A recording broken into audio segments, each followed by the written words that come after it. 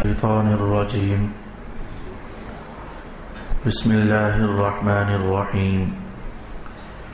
قال فإنا قد فتنا قومك من بعدك وأضلهم السامري.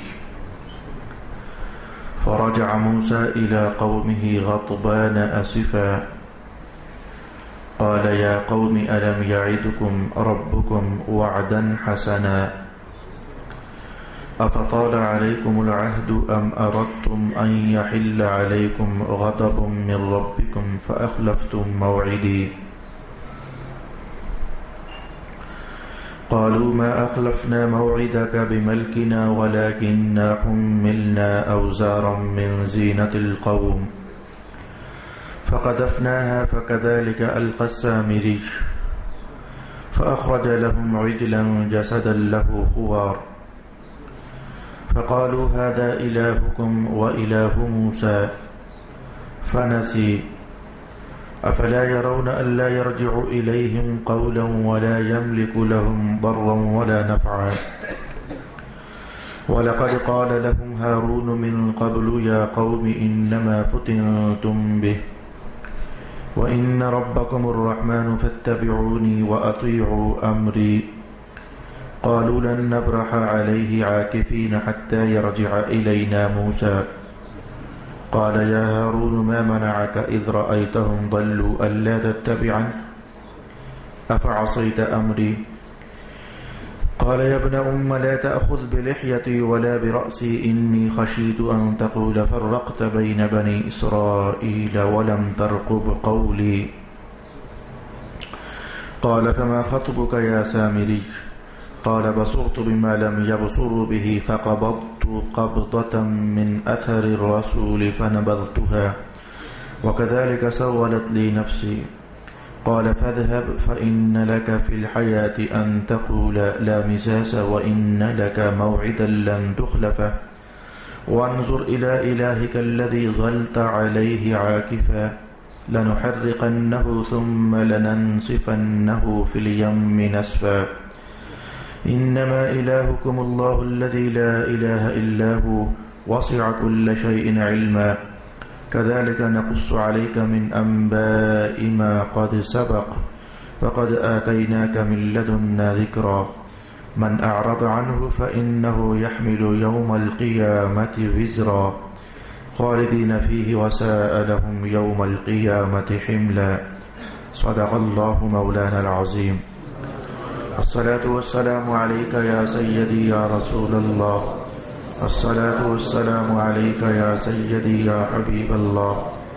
الصلاة والسلام عليك يا سيدي يا شفيع المذنبين وعلى آلك وأصحابك يا سيدي يا رحمة للعالمين.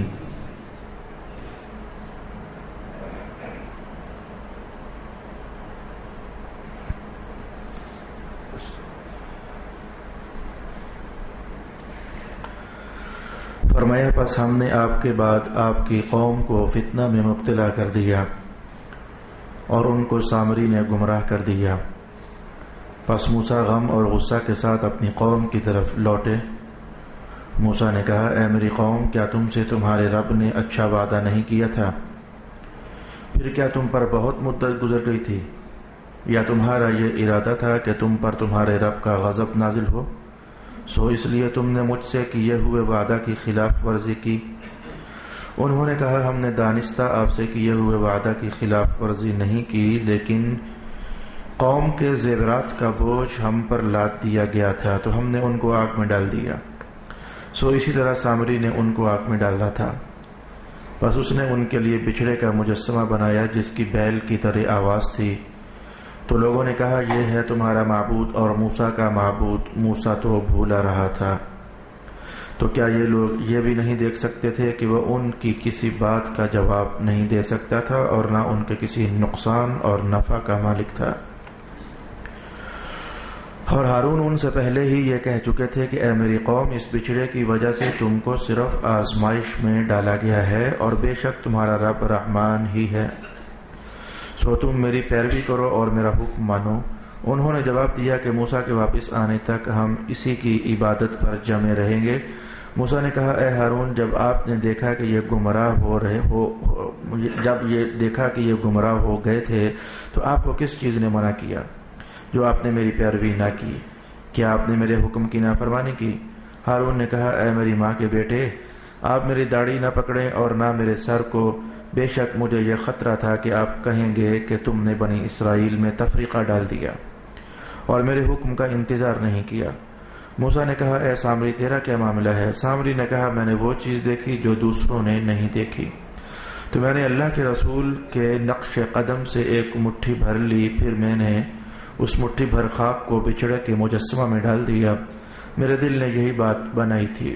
موسیٰ نے کہا اب تو یہاں سے چلا جا، اب تو زندگی بھر یہی کہے گا کہ مجھے مت چھونا، اور تجھ سے آخرت میں سزا کا وعدہ ہے جس سے تو ہرگز نہیں بچ سکے گا۔ اور تو اپنے اس خود ساختہ معبود کو دیکھ جس کی عبادت پر تو جمع بیٹھا تھا، ہم اس کو ضرور جلا دیں گے، پھر اس کی راکھ کو اڑا کر سمندر میں پھینک دیں گے۔ تمہارا معبود تو صرف اللہ ہی ہے جس کا سوا کوئی عبادت کا مستحق نہیں ہے، اس کے علم نے ہر چیز کا احاطہ کر لیا ہے۔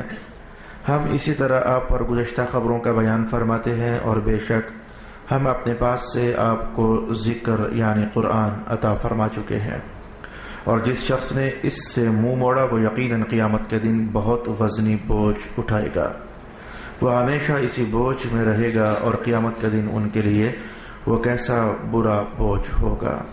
صدق اللہ مولانا العظیم۔ کافی ساری آیات بینات کی تلاوت آج اللہ کی توفیق سے میں نے کر لی، اور امید ہے کہ اللہ میری مدد فرمائے گا۔ اسباق مختصر ہیں، آپس میں باہمی مکالمہ جات ہیں، تو تلاوت کردہ آیات جتنا سبق ہمارا آگے بڑھ ہی جائے گا۔ اکثر تفاصیل اور تفاسیر اور وضاحتیں اس سے قبل ہم مختلف نشستوں میں سماعت کر چکے ہیں۔ ایک بار ایسا کر لیتے ہیں کہ میں نے آج جو 10-15 آیات بینات میں جو کچھ آپ کو بصورت ترجمہ بتایا، اسے ترتیب کے ساتھ ایک بار بطور خاکہ اسکیچ خلاصہ حاصل بیان، حاصل کلام، حاصل درس کے طور پر سماعت کر لیتے ہیں۔ اس کے بعد پھر جہاں جہاں مختصر بات کہنی ہوگی میں کہہ کر آگے بڑھتا چلا جاؤں گا۔ حضرت موسیٰ علیہ السلام کو جب قوم نے کہا کہ ہمارے پاس کوئی کتاب ہونی چاہیے جس میں بہت سارے احکام لکھے ہوں، ہمارے دین کی بنیادیں ہوں، تو پھر ہم ویسے زندگی گزارنے کا اہتمام کریں، کوئی کتاب ہونی چاہیے۔ موسیٰ علیہ السلام نے اللہ کے دربار میں عرض کی کہ اے میرے رب، قوم کتاب مانگتی ہے، عنایت ہو جائے۔ ارشاد ہوا کہ آپ کوہ طور پر تشریف لائیے، ہم آپ کو کتاب عطا فرما دیتے ہیں۔ حضرت موسیٰ علیہ السلام جب کوہ طور کی طرف بڑھے تو اپنے بھائی ہارون علیہ السلام کو حکم فرمایا کہ واخلفنی، آپ ذرا میرے خلافت کا کام سر انجام دیجیے، انہیں فتنے میں نہ پڑنے دینا، انہیں فساد میں نہ پڑنے دینا، گمراہی سے انہیں روکنا، آپ پورا اہتمام کرنا تاکہ جیسی امانت میں آپ کو دے کر جا رہا ہوں تو ویسی ہی امانت پھر میں آپ سے واپس لے سکوں۔ یہ کہنے کے بعد موسیٰ علیہ السلام تو قوم سے 70 کے قریب افراد لے کر اللہ رب العالمین کے دربار میں بصورت کوہ طور تشریف فرما ہونے کے لیے روانہ ہو گئے، اور ادھر پھر جتنی راتیں آپ کا قیام ہونا تھا قیام ہوا۔ پیچھے ایسا ہوا کہ ایک جملہ حضرت ہارون علیہ السلام نے قوم کے سامنے ارشاد فرمایا، اور اس جملے کو موضوع بنا کر فتنہ پرداز بدماش اس دور کا سامری جادوگر، اس نے اس جملے کو بنیاد بنایا، اور ساتھ ہی کچھ مزید باتیں جوڑ جاڑ کر تو قوم کو راہ حق سے ہٹانے کا اہتمام کرنے کا ارادہ کر لیا۔ وہ جملہ کیا تھا جو حضرت ہارون علیہ السلام نے قوم کو سمجھایا تھا؟ وہ جملہ کیا تھا میں بتاتا ہوں، لیکن اس سے قبل آپ یہ جان لیجئے، آئندہ الفاظ میں چونکہ بات ہمارے پاس موجود ہے، میں چاہتا تھا کہ ترتیب کے ساتھ ایک طرف سے ہم آگے بڑھ جائیں تو ایک بار حاصل کرام سماعت کر لیں، پھر قرآن پاک کی اپنی ترتیب ہے، اس ترتیب کی اپنی حکمتیں ہیں اور اسرار اور رموز ہیں۔ تو ہارون علیہ السلام نے جو جملہ ارشاد کیا اس سے قبل میں قوم کی ایک مختصر حالت جو قرآن حکیم نے کہی آپ کے سامنے لانا چاہتا ہوں۔ یہ لین دین کا نظام تو ہر قوم میں، ہر قبیلے میں، ہر علاقے میں، ہر بستی میں اور ہر نسل میں چلتا رہتا ہے۔ کسی گھر سے برتن مانگ لیے، کسی کے کپڑے مانگ لیے، کسی کا جوتا مانگ لیا، استعمال چلتا رہا۔ ہمارے آج کے دور میں اگرچہ شور شرابہ تو یہ ہے کہ غربت زیادہ ہو گئی، لیکن آج سے 20 سال پیچھے چلے جاؤ تو اس زمانے کی بنسبت آج کے دور کے لوگوں کے پاس سہولتیں زیادہ ہیں۔ تو میں نے خود دیکھا ہے کہ مہمان آ جانے تو ایک دوسرے کے گھر سے برتن مانگ کر لے آنا، جی ہمارے مہمان زیادہ ہو گئے ہیں جی، کچھ اچھے سے برتن دے دیں، برتن مانگ لینا ہے۔ بستر مانگنے کا رواج تو اب بھی دیہاتوں کے اندر ہے، ذرا اس سے بہت پیچھے چلے جائیں تو ایسا تھا کہ جیسے ہمارے ہاں آج برتن مانگنے کا رواج استعمال کرنے کے بعد واپس کر دیں گے، کسی کی گاڑی لے جانا، کسی کی موٹر سائیکل لے جانا، یا بازاروں کے اندر کسی کی سائیکل لے جانا، یار مجھے کام پڑ گیا تو کچھ نہ کچھ لین دین یا ادھار مانگ کر تو استعمال کرنا پھر واپس کر دینا، یہ نظام ہر دور میں رہا ہے اور انسانوں کی ضرورت رہی ہے۔ تو بنی اسرائیل کے ہاں یعنی اس دور میں ایسا تھا کہ آپس میں ایک دوسرے سے زیور بھی ادھار مانگ کر کے تو استعمال کر لیے جایا کرتے تھے۔ آج کے دور میں تو یہ بات سوچی بھی نہیں جا سکتی اور اس کا تصور بھی نہیں کیا جا سکتا کہ ایک دوسرے سے ادھار مانگنے کے لیے زیورات کا استعمال بھی ہو سکتا ہے۔ البتہ آج کے دور میں میں نے خوب غور کرنے کے بعد یہ پایا ضرور ہے کہ آرٹیفیشل جو زیورات ہیں، جو آرٹیفیشل جیولری ہوتی ہے، یہ آج بھی خواتین ایک دوسرے سے لین دین کا انتظام کرتی ہیں۔ وہ ہوتا یہ ہے کہ انہوں نے 20 رنگ کے جوڑے بنائے ہوتے ہیں، خواتین کا نظام، اور 20 رنگ کے جوڑوں کے ساتھ جوتے بھی 20 ہی رنگ کے ہونے چاہیے، جیولری بھی اسی ہی طرز کی میچنگ کے ساتھ ہونی چاہیے۔ ہر دور کا اپنا کلچر ہوتا ہے۔ تو پھر وہ جب دیکھا کہ میرے پاس تو یہ کپڑے اس رنگ کے ہیں، جیولری نہیں ہے، تو آنٹ گوانٹ سے ذرا منگوا لیا، اپنا گزارا چلا لیا۔ یہ آرٹیفیشل جیولری ہے، یہ آج بھی لین دین کا نظام ہے، لیکن اس دور میں جو جینون اور اوریجنل زیورات ہوتے تھے وہ ایک دوسرے سے لے کر استعمال کرنے کا نظام تھا۔ تو بنی اسرائیل یعنی حضرت موسیٰ علیہ السلام کی قوم جس کو آپ نے آزاد کروایا، انہوں نے قبطیوں سے یعنی فرعون والوں سے، فرعون کی قوم سے کچھ زیورات ادھار مانگے ہوئے تھے۔ سب نے نہیں، جتنوں نے بھی، ظاہر ہے کہ 6 لاکھ بنی اسرائیلی تھے جو حضرت موسیٰ علیہ السلام کے ساتھ ہجرت کے لیے تیار ہو گئے تھے، روانہ ہو گئے تھے، گھروں کو انہوں نے چھوڑ دیا تھا۔ 6 لاکھ، تو 6 لاکھ میں سے میں کہتا ہوں 10 15 20 ہزار لوگ بھی وہ کہیں سے زیورات ادھار لے چکے ہوں تو وہ اچھے خاصے بن جاتے ہیں۔ تو زیورات انہوں نے ادھار لیے ہوئے تھے، ابھی واپس نہیں کر سکے تھے، اور ادھر سے اللہ کی طرف سے ہجرت کا حکم آ گیا۔ موسیٰ علیہ السلام کے ساتھ راتوں رات یہ 6 لاکھ بنی اسرائیل روانہ ہو گئے۔ سمندر پار ہو گیا، فرعون غرق ہو گیا، بہت سارے قبطی فرعونی سپاہی مارے گئے، بہت سارے کیا بلکہ سارے ہی مارے گئے جو اس لشکر میں تھے۔ 12 لاکھ سے قریب میں نے فگر آپ کو بتایا، وہ سارے کے سارے مارے گئے۔ اب سمندر کے اس پار بنی اسرائیل آ چکے ہیں اور تقاضا اب ہو رہا ہے کہ کتاب لے کر آئیے اے موسیٰ، اللہ سے کتاب لینے کے لیے موسیٰ علیہ السلام روانہ ہو چکے ہیں۔ اب جب موسیٰ علیہ السلام روانہ ہو گئے، پیچھے سے اب حضرت ہارون علیہ السلام اپنی ڈیوٹی نبھا رہے ہیں، انہیں سمجھا رہے ہیں اچھا کیا ہے برا کیا ہے۔ ظاہر ہے کہ ہارون علیہ السلام بھی نبی ہیں، موسیٰ علیہ السلام بھی نبی ہیں، تو نبیوں کا کام باہر کے وقت ضائع کرنا نہیں ہوتا، وہ کوئی بھی موقع جان کر فوراً لوگوں کو اللہ کی دی ہوئی ہدایت کے راستے پر ڈالنے کا اہتمام کرتے ہیں۔ میں کہوں گا کہ یہ دیکھو اللہ کے ایک رسول، پتہ نہیں کیوں گزشتہ چند دنوں کے اندر حضرت یوسف علیہ السلام بار بار قرآن حکیم کا ان کے وہ مناظر میرے دماغ میں آتے رہے، میں اس کی وجہ نہ جان سکا، لیکن بار بار دھیان جاتا رہا کہ دیکھو اللہ کے ایک رسول ہیں، ایک نبی ہیں حضرت یوسف پیغمبر، اور یہ کیا ہوا ان کے ساتھ۔ ایک عورت نے جھوٹ بول دیا کہ اس یوسف نے میری عزت پر ہاتھ ڈالا ہے، جھوٹ بولا، اور اس جھوٹ کی پاداش میں حضرت یوسف علیہ السلام کو 12 سال جیل میں رہنا پڑ گیا۔ یعنی عقل بار بار حیران ہو رہی تھی، دنگ ہو رہی تھی، پریشان ہو رہی تھی۔ چھوٹے لوگ ہیں، چھوٹے لوگوں کی چھوٹی سوچیں، چھوٹی فکریں، ان کے دائرہ کار انداز فکر کے محدود، تو بار بار یہ خیال ہے کہ اللہ کے ایک نبی کے 12 سال لگ گئے جیل کے اندر، یہ بہت بڑی آزمائش ہے اللہ کی طرف سے، اور اس ایک عورت کے ایک جھوٹ کی وجہ سے تو خیالات چلتے رہے۔ تو میں آج جب کہ آپ سے بات کرنا چاہ رہا ہوں تو مجھے حضرت یوسف علیہ السلام ہی کا عنوان اللہ کی طرف سے پھر ذہن میں آ گیا۔ میں نے کہا اللہ کا نبی وقت ضائع نہیں ہونے دیتا، جیل میں تشریف فرما ہے، اور ایسی حالت میں کچھ 2 بندے کہتے ہیں ہم نے خواب دیکھی ہے، تو ایک بھی اپنا خواب سناتا ہے، دوسرا بھی اپنا خواب سناتا ہے۔ تو حضرت یوسف علیہ السلام کو اللہ نے یہ علم عطا فرمایا تھا، علم راسخ، کہ خواب کی تعبیر آپ بتا دیا کرتے تھے اور ایگزیکٹ بتایا کرتے تھے۔ تو ایک نے کہا میں نے خواب یہ دیکھا، آپ نے کہا کہ تیری تعبیر تو یہ ہے نا۔ جب دونوں نے اپنی خواب بتائی تو کہا اچھا میں تمہیں خواب کی تعبیر بتاتا ہوں، ذرا وہ جو بندہ ادھر گیا ہے ذرا آ لے، میں تمہیں خواب کی تعبیر بتاتا ہوں. کچھ درمیان میں ٹائم کی مہلت آپ نے پا کر کے تو ساتھ ہی کہا مجھے یہ بتاؤ کہ ایک اللہ بہتر ہوتا ہے کہ زیادہ اللہ بہتر ہوتے ہیں؟ مجھے تھوڑا سا وقت پایا, میں دیکھ رہا ہوں کہ ایک نبی جیل کے اندر بیٹھ کر کے تو تھوڑا سا وقت بھی فرصت کا پا کر کے تو قوم کو کیسی اللہ کی ہدایت کی طرف بلا رہا ہوتا ہے. بس میں نے یہ ایک جملہ وہاں سے حاصل کرنا چاہا. وہ تو پھر کہانی میں آپ کو بتا چکا ہوں, سورہ یوسف اس سے آج سے بہت سال پہلے میں آپ کو سنا چکا ہوں کہ پھر جب دونوں کی خوابوں کی تعبیر بتائی نا تو ایک نے کہا میں نے تو ایویں کہا تھا, جھوٹ بولا تھا, میں نے تو خواب دیکھی نہیں ہے. یوسف علیہ السلام نے کہا دیکھی تھی کہ نہیں دیکھی تھی؟ آپ نبی کی زبان سے نکل گیا ہے, جو بولا ہے وہ ہو کر رہے. کہا دیکھی تھی یا کہ نہیں دیکھی تھی, یہ سورہ یوسف کے الفاظ جا کر کے 12ویں سپارے میں پڑھے جا سکتے ہیں. تو ہارون علیہ السلام نے موقع کو غنیمت جانا. ہارون موسیٰ بھائی گئے ہوئے ہیں کتاب لینے کے لیے, قوم کتاب کا انتظار کر رہی ہے, تو چلو مذہبی سرگرمیاں شروع کرنی چاہیے, کچھ اچھی بری باتوں کو کھولنا چاہیے تاکہ ہدایت آنے سے, کتاب آنے سے پہلے ہی ہدایت کے لیے قوم کا ذہن تیار ہو چکا ہو. تو آج آپ نے ایک تلقین قوم کو فرمائی. وہ قوم کی تلقین جو فرمائی وہ کیا تھی؟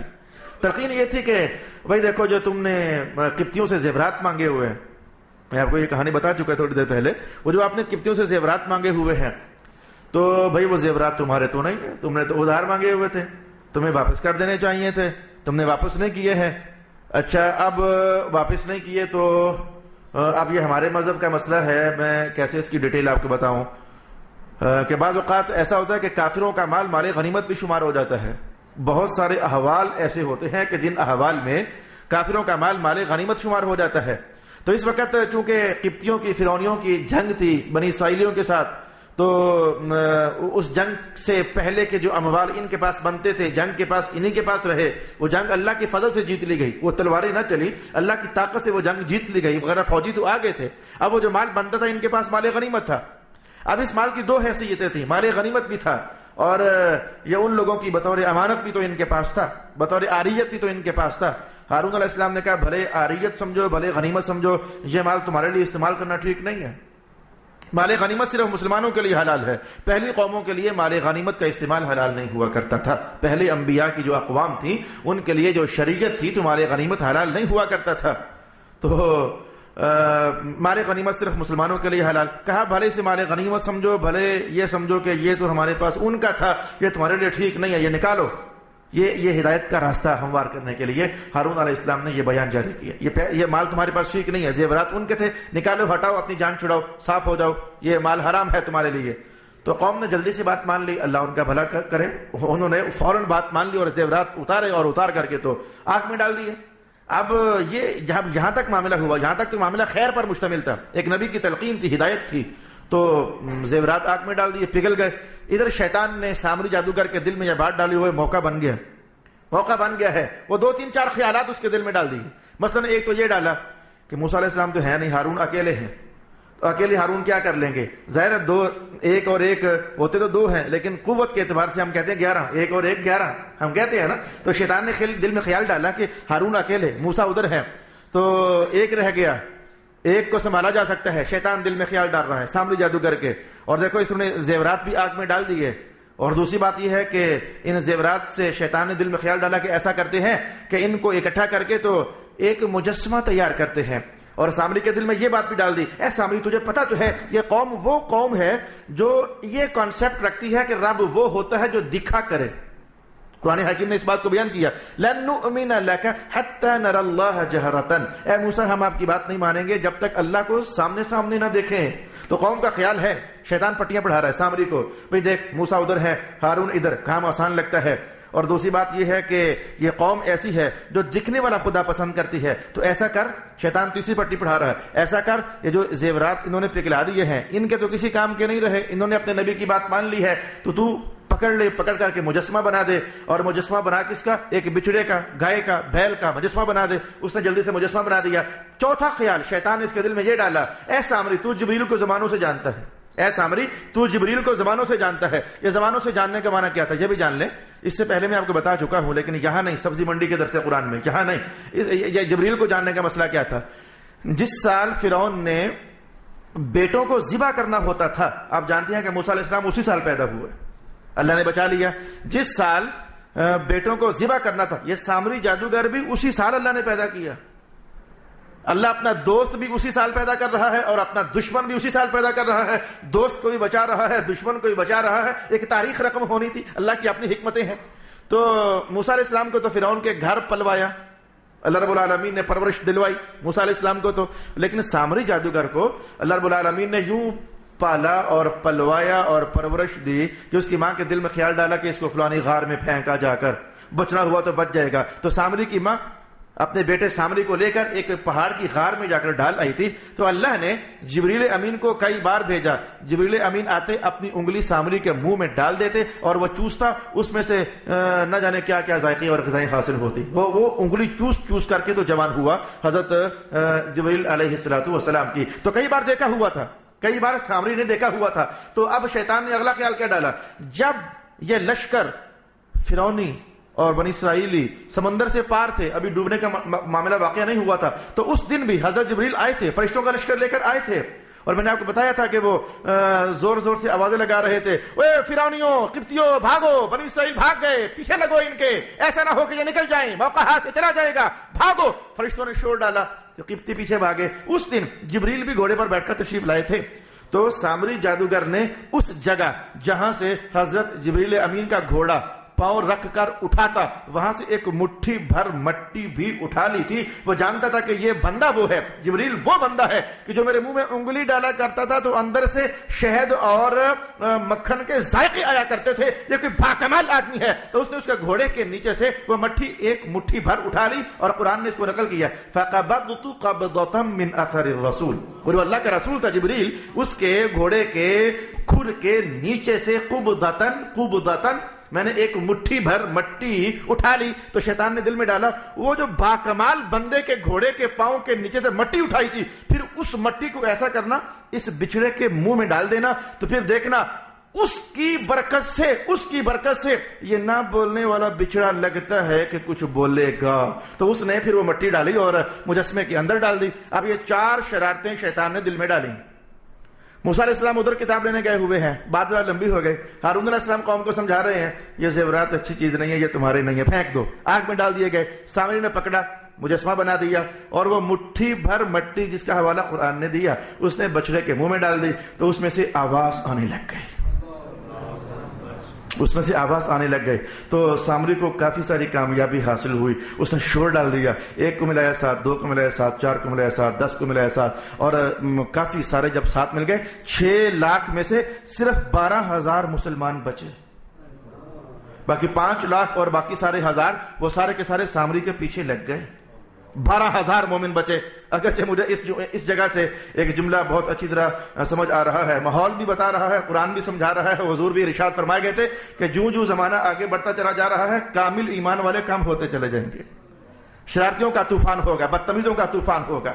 میں کہتا ہوں آج کل کے ماحول میں دیکھو, مشٹنڈے, لفنگے, جنہیں مسجد کا راستہ نہیں آتا, کبھی ان سے کہو کہ آؤ یار میلاد کا جلسہ ہے, درس حدیث ہے, درس قرآن ہے, درس فقہ ہے, جمعہ ہے, مجلس خیر ہے, محفل ذکر ہے, آؤ یار, تو شاید انہیں مسجد میں آنا نصیب نہ ہو.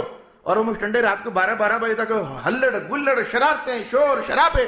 میں ابھی بھی آیا تو یہاں کوئی جلسہ پتہ نہیں کس پارٹی کا ہو رہا تھا, تو ایمانیاتی لوگ ہمیشہ کم ہوتے ہیں اور شرارتوں سے بھرے ہوئے لوگ, یہ بڑی پرانے زمانے کی تاریخ ہے, یہ ہمیشہ زیادہ ہوتے ہیں. تو اس نے کہا کہ وہ تم کہتے نہیں تھے کہ رب وہ ہوتا ہے جو دکھا کرتا ہے, تو رب تو یہ ہے.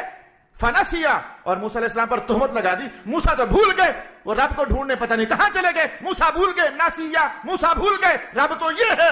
تو قوم تو پہلے ہی سے تیار تھی کہ رب وہ ہوتا ہے جو دکھے, اور لگے ہاتھوں ساتھ یہ بھی ہو گیا کہ مجسمے بولا نہیں کرتے تھے لیکن اس میں سے آواز بھی آ رہی تھی. یہ انہیں اچھا خاصا مغالطہ پڑ گیا. ہاں واقعی رب تو یہ ہے. 12,000 مومن بچے, باقی سارے کے سارے کافر ہو گئے. موسیٰ علیہ السلام کو جب رب کائنات نے کہا کہ پیچھے حالات خراب ہو چکے ہیں, جہاں سے آج ہمارا سبق شروع ہو رہا ہے آیات کی ترتیب میں, کہا حالات خراب ہو چکے ہیں, آزمائش ہے, قوم بگڑ گئی ہے, گمراہ ہو گئے ہیں. سامری نے بڑی بدماشی کی ہوئی ہے, انہیں گمراہ کر دیا. قد ضلوا اضلهم السامری, سامری نے انہیں گمراہ کر دیا ہے. موسیٰ علیہ السلام کا تو بڑے جلیل القدر اور جلالت مآب رسول تھے. جناب علی نبوت کا جلال جوبن پر, ان کی ایسی تاثیر، انہوں نے کیا کیا ہے میرے آنے کے بعد. واپس آئے اور آ کر کہا کہ بتاؤ میں چند دنوں کے لیے تو گیا تھا، تمہارے کہنے پر گیا تھا. یہ میں آہستہ بول رہا ہوں، موسیٰ علیہ السلام نے، آپ تو جلال میں تھے، تمہارے کہنے پر ہی گیا تھا، کتاب لینے کے لیے گیا تھا، میرا بھائی تمہارے پاس تھا، وہ تمہیں سمجھاتا رہا، تم نے یہ کیا بدتمیزی کی ہے، تم نے ایک مجسمے کو خدا بنا لیا، بہت جلال کیا.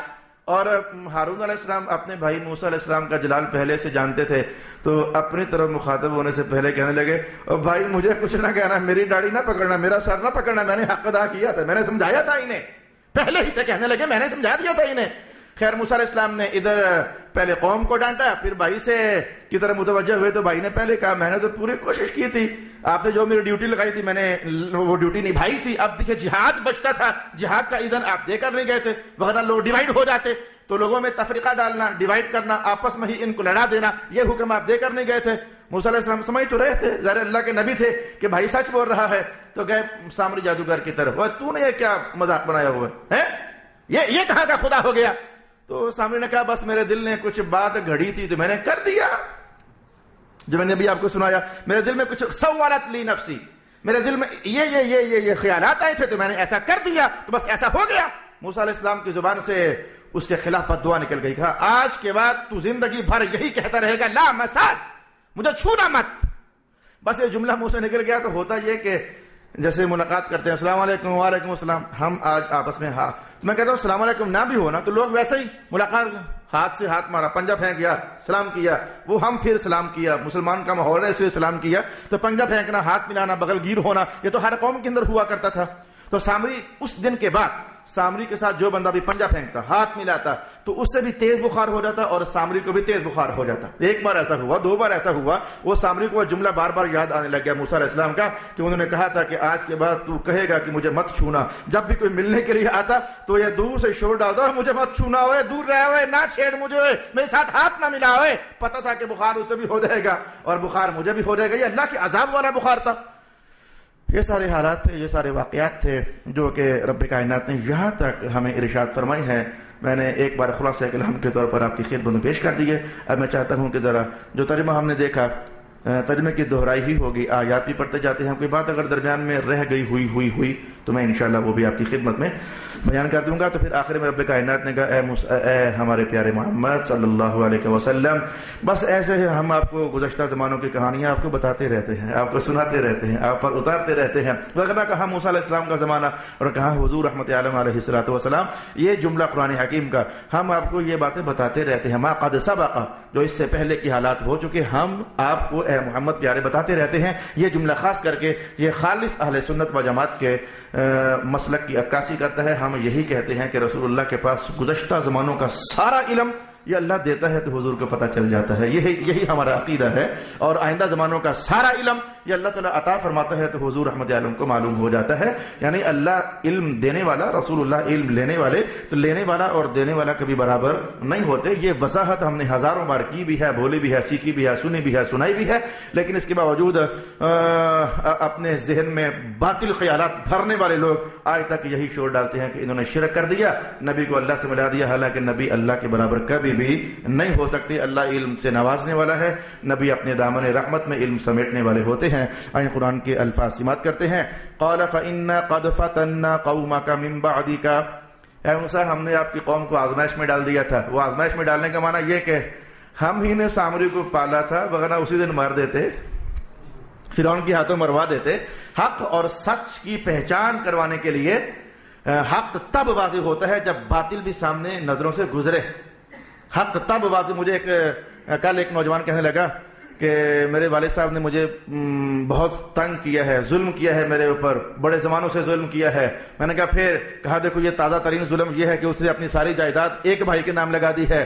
میں نے کہا پھر؟ کہا جائیداد نام لگنے کی دیر تھی کہ اس بھائی نے اب آنکھیں دکھانا شروع کر دی ہیں، اب میری ماں بھی رو رہی ہے، میرا باپ بھی رو رہا ہے. میں نے کہا اب انہیں سمجھ آئے گی کہ با وفا بچہ کیسا ہوتا ہے اور بے وفا بچہ کیسا ہوتا ہے. تو نے زندگی بھر کہہ رہا ہے نا کہ میرے وفائیں نبھائی ہیں، لیکن تیرے والدین کو خیال نہیں آیا جب بے وفا بچہ جس کو سب کچھ دے کر بھی آج وہ آنکھیں نکال کر گھور رہا ہے نا، تو اب انہیں سمجھ آئے گی یہ غلط ہے، صحیح وہ تھا جو کچھ نہ لے کر بھی ہمارے ساتھ وفا نبھایا کرتا تھا۔ یہ وفائیں اور بے وفائیاں یہ بالکل جب بندہ دونوں نگاہوں سے دیکھتا ہے تو اسے سمجھ آ جایا کرتی ہیں۔ تو رب کائنات نے حق کو واضح کرنے کے لیے ایک طرف موسیٰ اور ہارون کو بھی پالا جوان کیا، اور باطل کو واضح کرنے کے لیے یہ فرعون کی تصویر بھی اللہ نے بنائی تھی، سامری جادوگر کی تصویر بھی اللہ نے بنائی تھی۔ اور یہ صرف اسی دور کی کہانی نہ، یہ زمانوں ان سے پہلے بھی اور اس کے بعد بھی ایسا ہوتا رہا۔ میں قریب ترین کی تاریخ اسلام کھول کر اگر آپ کے سامنے رکھوں تو یزید کو اللہ ہی نے بنایا تھا، اور کس نے بنایا تھا؟ پہلے چلے جاؤ تو شیطان کو اللہ ہی نے بنایا تھا، اور کس نے بنایا تھا؟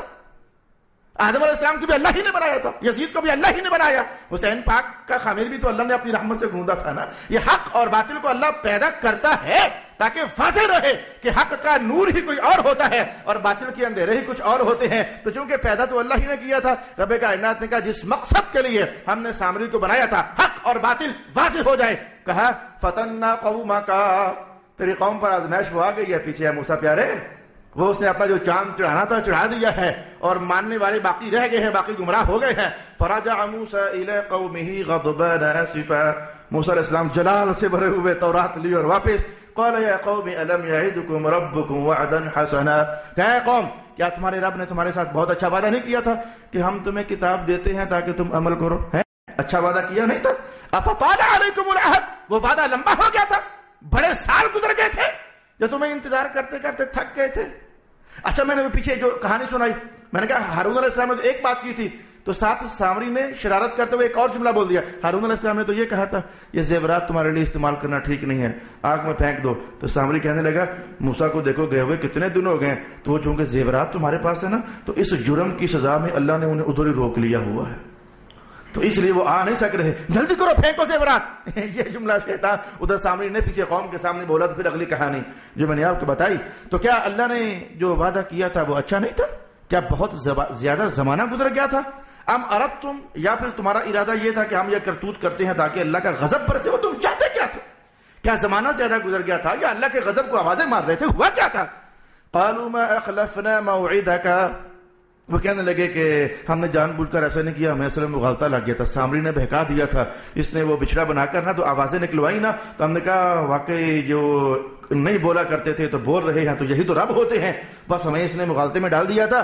لیکننا حملنا اوزارا من زینت القوم، وہ قوم کی جو زینت تھی، زیورات، وہ ہمارے اوپر لادے گئے تھے، تو اس نے کہا کہ پھینکو، ہم نے پھینک دیے۔ فقذفناها فكذلك القى السامري، ہم نے آگ میں پھینکے تو شامری نے پھر اس کے بعد جو کرنا تھا کر لیا۔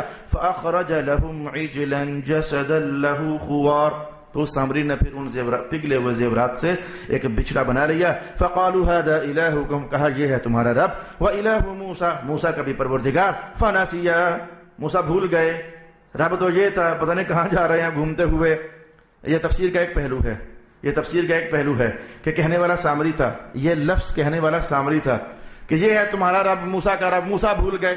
اور تفسیر کا پہلو نمبر 2 یہ ہے کہ سامری کا جملہ یہاں تک پورا ہو گیا، یہ ہے تمہارا رب اور موسیٰ کا رب، سامری کا کلام پورا ہو گیا، آگے سے اللہ کا کلام ہے۔ تفسیر کا پہلو نمبر 2 یہ ہے کہ آگے سے اللہ کا کلام ہے۔ جب اس نے کہا نا یہ ہے موسیٰ کا رب اور تمہارا رب، چپ ہوا، ساتھ ہی رب کائنات نے کہا ناسیا، یہ بھول گیا سامری بھول گیا، یہ بھول گیا ہے، اللہ کہہ رہا ہے ناسیا، یہ سامری بھول گیا ہے، اسے پتہ نہیں چلتا۔ افلا يرون الا يرجع اليهم قولا ولا يملك لهم ضرا ولا نفعا، یہ بھول گیا ہے، اسے پتہ نہیں کہ یہ بچڑا نہ کوئی نفع دے سکتا ہے نہ کوئی نقصان دے سکتا ہے، نہ یہ ان کی بات کا جواب دے سکتا ہے۔ یہ سامری بھول گیا، یہ دیکھو یہ کیسی باتیں کر رہا ہے۔ جملہ محفوظ کیا، نفع نہیں دے سکتا، نقصان نہیں دے سکتا، کون؟ وہ بت۔ نفع نہیں دے سکتا اور نقصان نہیں دے سکتا، کون؟ وہ بت۔ یہ جملے ہمیشہ قرآن بتوں کے لیے بولتا ہے۔ مسلمانوں کی گلیوں میں رہنے والے کچھ لوگ ایسے ہیں جو ہمیشہ یہ بتوں والے جملے اٹھا کر کے اولیاء اللہ پر لگا دیتے ہیں۔ یہ اولیاء نہ نفع دے سکتے ہیں اور نہ یہ نقصان دے سکتے ہیں۔ ہم اہل سنت کا ایمان اور عقیدہ یاد رکھیں، یہ خود کچھ بھی نہیں کر سکتے، لیکن یہ اللہ کی عطاؤں کے مظہر ہوتے ہیں۔ جب اللہ چاہتا ہے تو اپنے بندوں کے ہاتھوں سے لوگوں کو نفع بھی دلوا دیتا ہے اور نقصان بھی دلوا دیتا ہے۔ یہ اللہ جب چاہتا ہے اپنی قدرت کا اظہار کرنا تو ایسا ہو جاتا ہے، لیکن خود بخود یہ ایسا نہیں کرتے جب تک اللہ کی طرف سے اذن نہیں آ جاتا۔ لیکن ہوشیار باش، اس مقصد کی خاطر میں نے کہا یہ بات تو بتوں کے لیے ہوتی ہے، لیکن بڑے زمانوں سے ان لوگوں کی چال بازی، شرارت چلی آ رہی ہے کہ یہ اولیاء کو کہا جا رہا ہے داتا صرف اللہ ہے، تو فلانا صرف اللہ ہے، تو غوث صرف اللہ ہے، وہ اپنی شرارتیں کرتے رہیں، آپ اپنے مقصد سے غرض رکھیں۔ تو فرمایا کہ یہ بھول گیا، سامری بھول گیا، اسے پتہ نہیں ہے کہ یہ تو کسی بات کا جواب نہیں دے سکتا، نہ یہ کسی نفع کا مالک ہے نہ کسی نقصان کا مالک ہے۔ وَلَقَدْ قَالَ لَهُمْ هَارُونُ مِنْ قَبْلُ، رب کائنات نے ہارون علیہ السلام کی طرفداری میں کچھ وحی کا حصہ قرآن میں اتارا اور کہا کہ ہارون تو ان کو پہلے سمجھا چکے تھے۔ وَلَقَدْ قَالَ لَهُمْ هَارُونُ مِنْ قَبْلُ، اے موسیٰ پیارے بھائی، اے موسیٰ پیارے، آپ کے بھائی ہارون جو ہیں وہ تو اس سے پہلے ان لوگوں کو سمجھا چکے تھے، إِنَّمَا فُتِنْتُمْ بِهِ، یہ آزمائش ہے تمہارے لیے، بچنا، یہ رب نہیں ہے۔ ان ربکم الرحمن، یہ بچھڑا رب نہیں ہے، رب وہی ہے جو رحمان ہے۔ ہارون تو اپنی ڈیوٹی دے چکے تھے، فاتبعونی، میری تابعداری کرو، واطیعوا امری، میری بات مانو، یہ جھوٹ ہے، سامری جھوٹا ہے، یہ بچھڑا خدا نہیں ہے۔ ہارون تو ڈیوٹی دے چکے۔ قالوا لن نبرح علیہ عاکفین، قوم کہنے لگی نہیں نہیں نہیں، رب دکھا کرتا ہے۔ موسیٰ کا کون سا رب ہے جو دکھتا نہیں ہے؟ جو دکھے نا وہ رب کیسا ہوا؟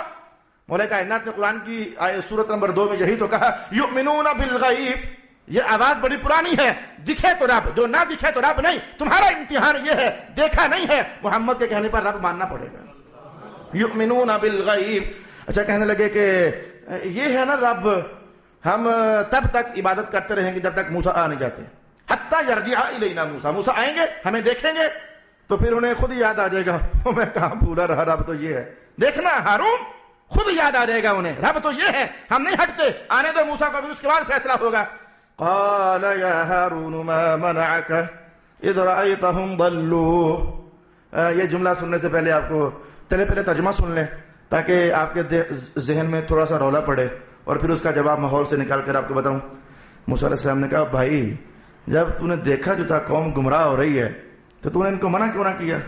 حالانکہ رب کائنات نے کہا منع کیا تھا، ہارون نے منع کیا تھا۔ موسیٰ علیہ السلام کا یہ کہنا، تو نے بھائی میرے منع کیوں نہ کیا؟ جو میں امانت دے کر گیا تھا سنبھالا کیوں نہ؟ یہ اصل میں محاورہ ہوتا ہے۔ میں آپ کے گھروں میں جاؤں گا، جلدی سے آپ کو بات سمجھ آ جائے گی۔ آپ کئی بار گھر سے جب باہر جاتے ہو تو چھوٹے بچے گھر میں ہوتے تو کوئی گھر کا سیانہ کیا کہہ جاتی ہے، دھیان رکھیں ہر طرح بچوں کا، کوئی شرارت نہ کریں، کوئی نقصان نہ کریں، کچھ ایسا ویسا نہ ہو جائے، اور آپ واپس آؤ تو کوئی نقصان ہو چکا ہو، تو باوجود اس بات کے کہ آپ کو پتا ہوتا ہے کہ بچوں کی ماما نے آخر روکا ہی ہوگا، سمجھایا ہوگا، سارا کچھ کیا ہوگا، لیکن آپ ایک بار اگر کہتے ضرور ہو نہ، وہ تو بچے تھے تو آپ پاس کیا کر رہی تھی؟ پتا ہوتا ہے انہیں کہ سمجھایا ہوگا اس نے، منع کیا ہوگا اس نے، روک ٹوک کی ہوگی اس نے، یہ تو بچے تھے تو آپ کی میں ڈیوٹی لگا کر کیا تھا، پھر بھی آپ نے واقعی سے کہتی اللہ والے میں نے تو بڑی کوشش کی تھی، بچے ہیں شرارتیں کرتے، جیسے یہ ایک ماحول ہوتا ہے نا کہ آنے والا ایک بار خطاب کرتا ضرور ہے۔ موسیٰ علیہ السلام نے اسی سینس میں، اور پیارے بھائی میں ڈیوٹی بھی لگا کر گیا تھا، پھر یہ کیا حال بنا دیا؟ حالانکہ رب کائنات بتا چکا کہ انہوں نے ڈیوٹی نبھائی تھی، لیکن یہ محاورہ ہوتا ہے، جیسے کہ یہ محاورہ ہوتا ہے۔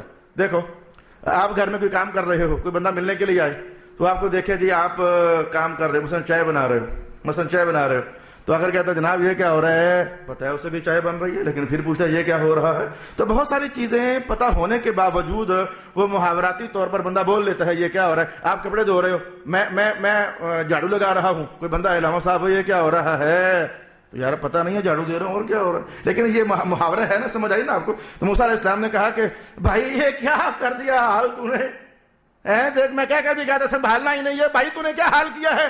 قال یا ابن امہ، ہارون جانتے تھے کہ بھائی میرے ہیں بڑے جلالی، تو اس ماحول میں، ہر ماحول میں غصہ کرنے کا سٹائل الگ الگ ہوتا ہے، اس ماحول میں غصہ کرنے کا سٹائل یہ ہوتا تھا۔ آج عصر کی نماز کے بعد، ہمارے ماحول میں نہیں ویسے، عصر کے بعد میں وہ ادارہ تعلیمات اسلامیہ کے سامنے بجری کا ڈھیر پڑا ہوا تھا، تو وہاں بیٹھا درس قرآن کا مطالعہ کر رہا تھا۔ چھوٹی بچی میری وہ مٹی میں ہاتھ مار رہی تھی اور ادھر بجری میں ہاتھ مار کر میں نے اس کا چہرہ پکڑ کر میں کہا اوے یہ کیا کر رہی ہے؟ ہمارے یہاں بچوں کے ساتھ ایسا ہوتا ہے نا، تو یہ اس ماحول میں یہ تھا کہ ایک ہاتھ رکھنا سر پر اور ایک رکھنا داڑھی پر اور تھوڑا سا ذرا جھٹکانا، جس طرح بھی۔ اب میں وہ کیا آپ کو بتاؤں، بچوں کے ساتھ آپ بھی کرتے ہوئے ایسا پکڑ کر کبھی ایسے ایسے گھمایا تو کبھی ایسے ایسے گھمایا، تو یہ اس ماحول میں غصہ کرنے کا انداز یہ تھا۔ تو ہارون سمجھتے تھے کہ اب اگر بھائی نے کیا غصہ تو غصہ کرتے ہوئے یہ ایک ہاتھ لائیں گے میری داڑھی پر، ایک لائیں گے میرے سر پر، اور اگر انہوں نے مجھے تھوڑا کچھ جھنجھوڑ دیا تو قوم سمجھے کہ دونوں بھائی آپس میں لڑ گئے تو یہ بڑا مزہ آ جائے گا، یعنی قوم کو مزہ آئے گا، خوش ہوگی یہ دونوں بھائی آپس میں لڑ گئے۔ تو پہلے کہنے لگے یا بنا امہ، میری ماں کے بیٹے، لا تاخذ بلحیاتی، میری داڑھی نہ پکڑنا،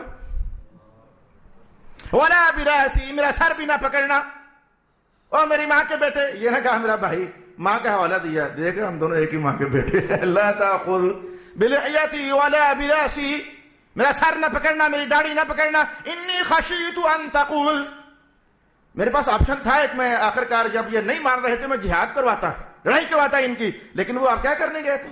لڑائیاں ہوتی، فرقے بن جاتے اور جماعتیں بن جاتی، میں اس کے ساتھ لڑوں گا، یہ اس کے ساتھ لڑے گا، اور ہٹو تو کون ہوتا ہے، کئی جماعتیں بن جاتی تو معاملہ اور تباہ ہو جاتا.